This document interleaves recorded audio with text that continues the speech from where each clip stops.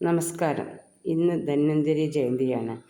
രോഗദുരിത ശാന്തിക്ക് മഹാവിഷ്ണുവിൻ്റെ അവതാരമായ ധന്വന്തരി മൂർത്തിയെ മനസ്സറിഞ്ഞു ഭജിച്ചാൽ രോഗദുരിത ശമനം പൂർണ്ണമായി ഒഴിഞ്ഞു പോകുമെന്നാണ് വിശ്വാസം. ദേവന്മാരുടെ ദേവനും ആയുർവേദത്തിൻ്റെ ദേവനുമാണ് ധന്വന്തരി.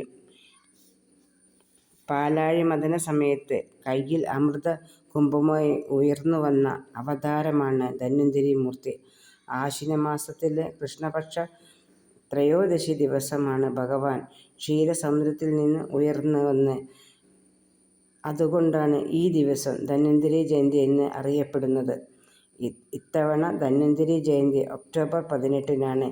ഈ ദിവസം ധന്വന്തരി അവതാരഭാവത്തിലുള്ള ക്ഷേത്രങ്ങളിൽ പോകുന്നതും ഭഗവാന് പാൽപ്പായസം, കദളിപ്പഴം എന്നിവ വഴിപാടായി സമർപ്പിക്കുന്നതും ഉത്തമമാണ്.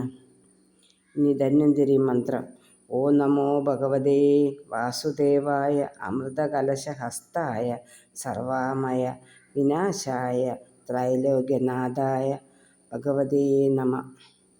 ഓം നമോ ഭഗവതേ വാസുദേവായ അമൃതകലശഹസ്തായ സർവാമയ വിനാശായ ത്രൈലോക്യനാഥായ ഭഗവതേ നമഃ.